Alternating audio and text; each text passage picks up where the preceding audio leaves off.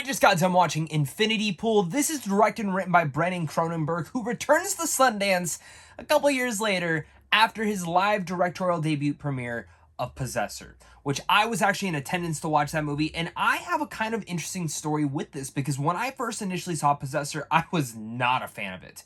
But I left the theater, I went home, or went back to my Airbnb at least, and I sat there and I could not stop thinking about the goddamn movie. Found out there was another showing the next day, found a ticket, went and saw it again literally 24 hours later, and I was like, all right, I get it. And I fell in love with that movie, and it was one of my favorite horror films of that year in 2020. And now we have his brand new next feature, Infinity Pool, and this movie I didn't see a trailer for. I had zero idea what it was about besides the image that'll pop up on the screen right now. That is all I had from it, and of course Alexander Skarsgard and Mia Goth being in it. It looked weird. I went in, and the movie is definitely weird, but it is a movie that I can see myself kind of having the same reaction as I did with Possessors, that the more and more I think about Infinity Pool, the more and more I'm going to like it, because a lot of its messages and subculture, and in general what Cronenberg has to say with it. This is very dark. This is very gruesome. This is very fucking weird. And if someone told me they hated this movie, I would get it. But I liked Infinity Pool because, well, there's a lot to talk about. So, without further ado, if you're new here, make sure to hit that like and subscribe button, comment down below your thoughts, and let's get into the synopsis for this movie, because this is about James and M. Foster who take off to an all-exclusive beach getaway in the fictional state of Litolka. To help jumpstart his writer's block, their lazy days are spent relegated to the pricey resort isolated from the surrounding islands. But Gabi introduces herself and her partner, Al. She is a fan of James's last novel, and they would like to spend some time together with the Fosters. The couples plan a secret day trip outside the compound, which they should not be doing, and ends in a fatal accident with James to blame. For a hefty price, there are loopholes though to aid foreign travelers convicted of crime there, which is now James is first introduced to the subculture of tourism. Now, what I want to say is that I'm going to stay very vague on anything else other than that synopsis. The reason being is because once you actually figure out the way to get around crimes in this, the movie becomes 10 times more interesting, and specifically in the way that it is able to elevate and discuss something that is very important to cultures and in general how the rich and powerful manipulate a lot of different systems.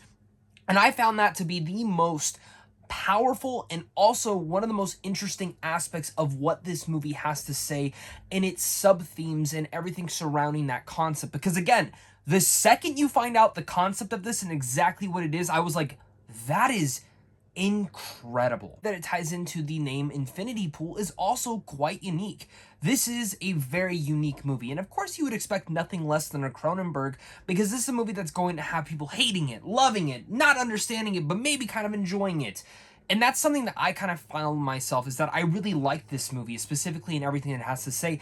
I definitely enjoyed probably the first half of the movie more than the second half. I think it loses a little bit of steam in the second half, which we'll talk about, but I want to talk about the performances first off, because the performances are absolutely incredible. Whether you have Alexander Skarsgard, who takes on roles like this that are very challenging, but in the same way is daring.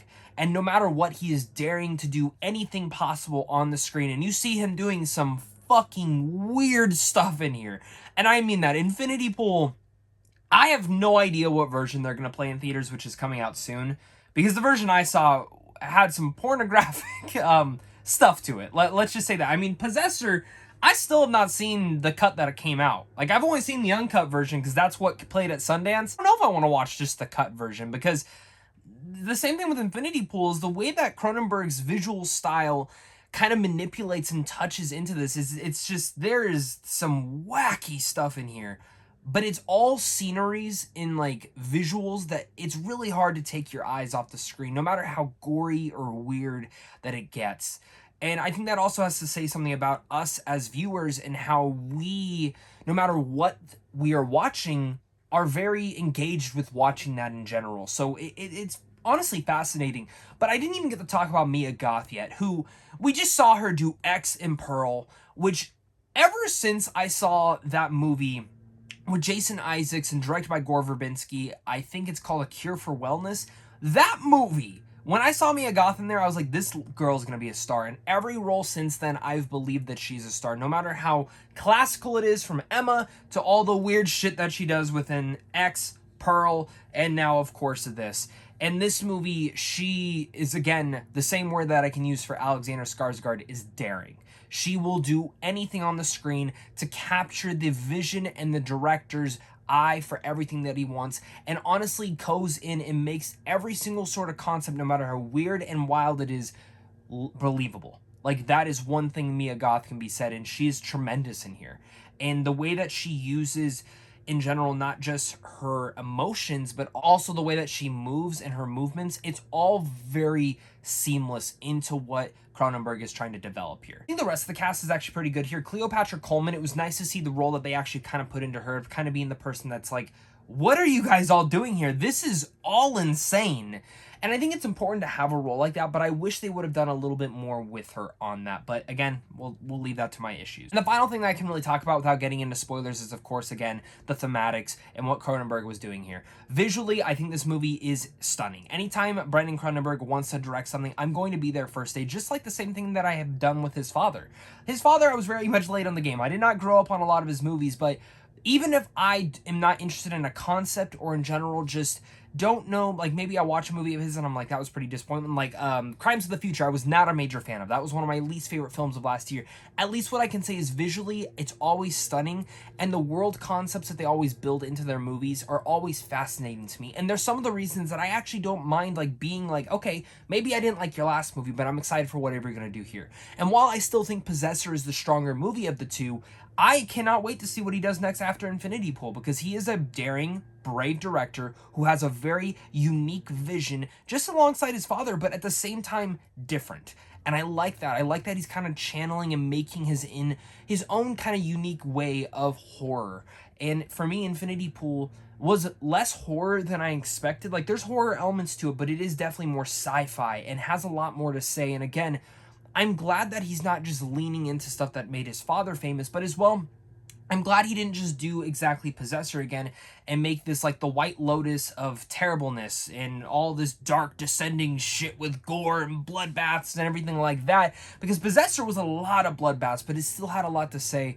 And Infinity Pool, while it's definitely dark and there is gore, he's able to tell a story that does feel seen, but also something that you can kind of believe in. And like watching it, you're like, yeah, this is something that I would believe would happen. Because the characters that we follow are rich and powerful people who are out of their country in a completely different area, causing crimes, to say the least. And what do those crimes do, and what do those crimes end up with? Well, how do they manipulate and get out of the system? Again, I'm not going to spoil that. I don't even know if the trailer shows that. I talked about my pros. Let's start diving into my issues with this movie. And a lot of that just kind of comes down to the pacing of the movie. It's almost about 2 hours long, and I did find it to be at least 10 to 15 minutes too long. And I find that specifically all in the second half of the story, where the second half starts to introduce a little bit more context and a little bit more interesting developments, and the word James you will never want to hear again after watching this movie.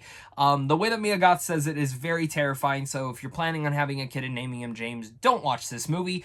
But the second half itself lost me a little bit because it becomes a little bit repetitive. I truly see that actually being grating to many different viewers who are actually starting to become more frustrated with the film. For me, it didn't completely frustrate me. I was just kind of sitting there, I was like, okay, we've kind of seen this, okay, we're doing something different, okay.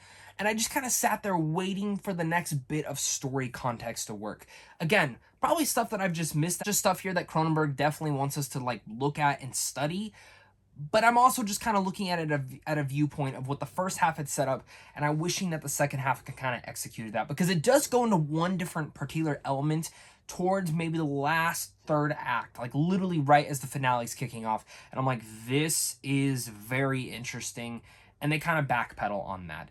And as well as, of course, our main other character, played by Cleopatra Coleman, who plays M, the wife of Alexander Skarsgård's character. I wish she had more to do in here. I thought it was actually a little bit disappointing how much she actually had in here, because when she's in it, she's good and she plays a specific role. But I wish that role was elevated a little bit more, because we really only got a viewpoint, one certain viewpoint, and I wish we had one other more fulfilled viewpoint through it all. But what can I say? Infinity Pool captivated me. specifically in the first half, as it introduces its interesting concept filled with gore, sex, manipulation, and disturbing psychedelic imagery that slowly unravels onto the view of how the rich and powerful are in control of the system. Goth and Skarsgård are stunning. They're daring in this. I wish the second half was a little bit stronger, as it started to lose me, but I still found myself captivated to learn everything that the story had in store for me. And thankfully, I found that the ending did at least land the journey, specifically on where it goes. It's a little bit open to interpretation, but I think we all expected that with this movie. And that open to interpretation, I actually thought was the most captivating part of the movie, as it kind of feels like a full round circle sort of thing here. So overall, I liked Infinity Pool. I can see people hating this movie, as I can see the reactions already. But with all that said, I'm going to give this film a B+. Thank you so much again, guys, for watching this. You guys are really all the best. Make sure to hit that like and subscribe button, comment down below. Tons more Sundance reviews coming up soon. And of course, until next time, stay classy.